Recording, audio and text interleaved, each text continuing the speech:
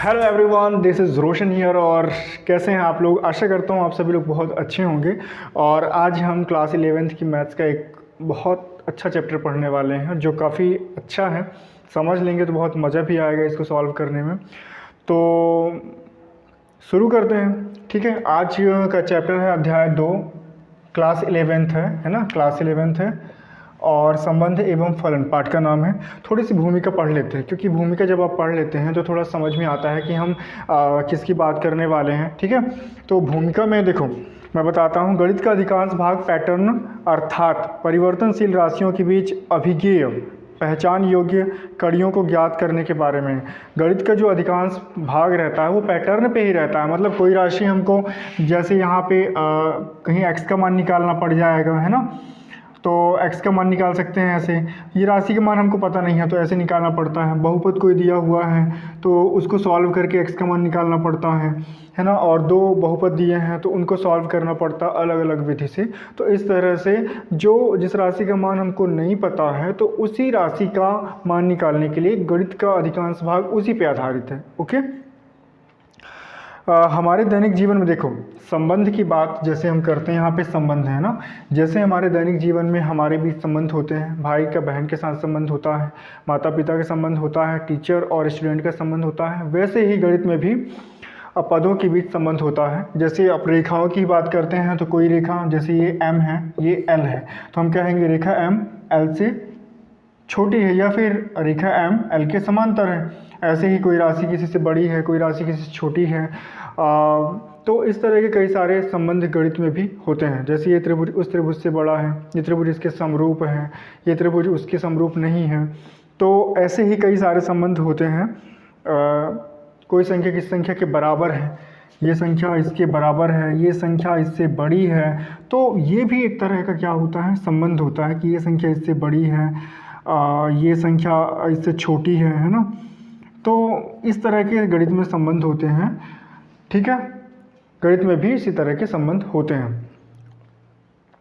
इन सभी में हम देखते हैं कि किसी संबंध में ऐसे युग्म सम्मिलित होते हैं जिसके घटक एक निश्चित क्रम में होते हैं। देखिए, जब भी संबंध होगा तो दो घटक होंगे वहाँ पे। जैसे एक घटक ये हुआ, एक ये माता पिता ही लेते हैं तो दो घटक हो गए, है ना।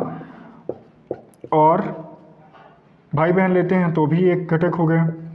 तो आपने देखा होगा कि इनके बीच में क्या होता है, एक क्रम होता है। भाई बहन माता पिता ये संख्या है ना, एक क्रम होता है, ठीक है। मतलब इसके घटक एक निश्चित क्रम में होते हैं। इस अध्याय में हम सीखेंगे कि इस प्रकार दो समुच्चयों के सदस्यों के युग्म बनाए जा सकते हैं, ठीक है। कि किस प्रकार दो समुच्चय हैं हमारे पास तो उनके सदस्यों के क्या बनाए जा सकते हैं, क्रम बनाए जा सकते हैं। ये सीखना है हमको, है ना। और फिर उन युग्मों में आने वाले दोनों सदस्यों के बीच बनने वाले संबंधों को भी हम जानेंगे। सबसे पहले तो हम दो समुच्चय हैं उनके बीच में कितने युग्म बन सकते हैं वो जानेंगे। फिर उसके बाद उनके बीच में बनने वाले संबंधों को जानेंगे। और अंत में हम ऐसे विशेष संबंधों के बारे में जानेंगे जो फलन बनने के योग्य हैं। देखो, संबंध जब आप समझ जाओगे अच्छे से तो ही फलन समझ में आएगा, क्योंकि संबंध, विशेष संबंध ही फलन कहलाते हैं। फलन की परिकल्पना गणित में अत्यंत महत्वपूर्ण है, क्योंकि यह एक वस्तु से दूसरी वस्तु के बीच गणितानुसार यथा तथ्य संगतता के विचार का अभिग्रहण करती है। ओके, तो ये बहुत ज़्यादा महत्वपूर्ण हो जाता है कि आप जो इनका कॉन्सेप्ट है संबंध और फलन का वो समझ लें, तभी आप आगे जो क्वेश्चन सॉल्व करेंगे तो उसको लगाने में मज़ा आएगा। ओके, ठीक है। समुच्चयों का कार्तीय गुणन। समुच्चय क्या कहलाते हैं आपको पता है ना। समुच्चय कहलाते हैं जो सुपरिभाषित हों, उनको समुच्चय कहते हैं, ठीक है। अब थोड़ा सा रिवीजन कीजिएगा और यदि डाउट हो तो बताइएगा। ओके, तो समुच्चय क्या कहलाते हैं, जो सुपरिभाषित हो। सुपरिभाषित का मतलब एक जिसकी एक विशेषता बताई गई हो। समुच्चय क्या होता है, बेसिकली एक संग्रह होता है। यदि वो संग्रह सुपरिभाषित हो जाता है, जैसे हम संख्याओं की ही बात करते हैं, यदि हम सुपरिभाषित करते हैं, जैसे ये संग्रह अभाज्य संख्याओं का है, ये संग्रह भाज्य संख्याओं का है, तो हमने सुपरिभाषित कर दिया, उसको परिभाषित कर दिया कि ये संग्रह किस प्रकार का है। मतलब तो हमें ये पता चल जाता है कि ये भाज्य संख्याओं का संग्रह है तो इसमें केवल भाज्य संख्याएं होंगी, ये अभाज्य संख्याओं का संग्रह है तो इसमें केवल अभाज्य संख्याएं होंगी। तो ये हमको, हमारा जो कॉन्सेप्ट है क्लियर हो जाता है, ये समुच्चय है। अब समुच्चयों का कार्तीय गुणन क्या होता है? समुच्चयों का कार्तीय गुणन, जैसे हमारे पास एक समुच्चय A है, इसमें एलिमेंट हैं 1 2, और एक समुच्चय B है, इसमें एलिमेंट हैं 3 4 5। तो जो क्रमित युग्म, सबसे पहले आपको क्रमित युग्म देखना है, कितने क्रम बन सकते हैं, कितने क्रम बन सकते हैं इसके अवयवों को इसके अवयवों के साथ लेने पर। तो कितने बन सकते हैं? 1 3 1 4 1 5, ओके। ऐसे ही फिर 2 को लेंगे, 2 3 2 4 2 5। ये सारे क्रमित युग्म बन गए, ठीक है। कैसे बनाना है? इसका पहला एलिमेंट लेना है, इसके सारे एलिमेंट के साथ 1 बाई 1। ऐसे ही इसका दूसरा एलिमेंट लेना है, इसके सारे एलिमेंट के साथ 1 बाई 1। तो ये क्रमित युग्म है। क्रमित युग्म का मतलब है, यदि ऐसा क्रमित युग्म लिखा हुआ है, इसका मतलब होगा कि जो पहला एलिमेंट है वो किसका होगा? इस पहले समुच्चय का होगा। दूसरा एलिमेंट जो होगा वो दूसरे समुच्चय का होगा, और इनको कॉमा के द्वारा हम अलग करते हैं। तो जो कार्तीय गुणन होगा A और B का, उसमें ये सभी क्रमित युग्म आते हैं, ठीक है। तो हम कह सकते हैं कि एक कार्तीय गुणन, दो समुच्चयों का कार्तीय गुणन एक समुच्चय होता है जिसमें सभी क्रमित युग्म आते हैं, ठीक है, जिसमें सभी क्रमित युग्म आ जाते हैं। इसको संकेत के रूप में ऐसा भी लिख सकते हैं। इसका मतलब है इसमें कौन से एलिमेंट हैं? इसमें एलिमेंट हैं ए बी, जिसमें ए बिलोंग्स करता है ए से और बी बिलोंग्स करता है बी से, ठीक है। ये मैंने किस में लिख दिया है? सेट बिल्डर फॉर्म में, ओके। समझ में आ रहा है आपको? ये परिभाषा यदि आपको लिखना हो तो परिभाषा भी लिख सकते हैं। परिभाषा कैसे लिखेंगे? ये समझ में आ गया ना?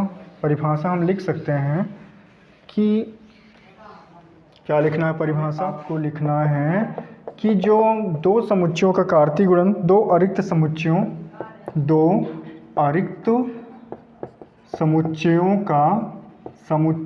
का कार्तीय गुणन, ये याद कर लेना, ठीक है ना। कार्तीय गुणन अरिक्त समुच्चय, आपको नाम लिखना हो तो लिख सकते हैं समुच्चयों P तथा Q का कार्तीय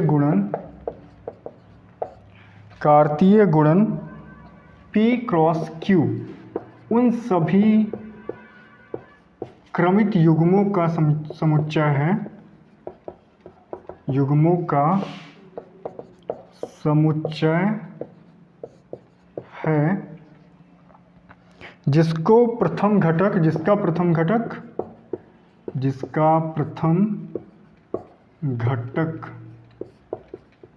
P से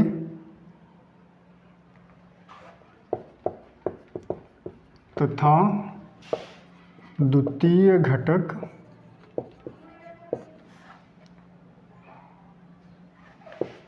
Q से लेकर बनाया जा सकता है। ये आपको पता होना चाहिए। क्रमित युग्म या कार्तीय गुणन कैसे बनता है?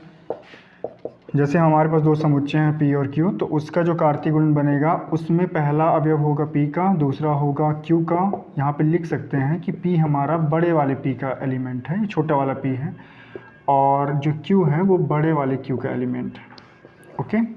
समझ में आ गया?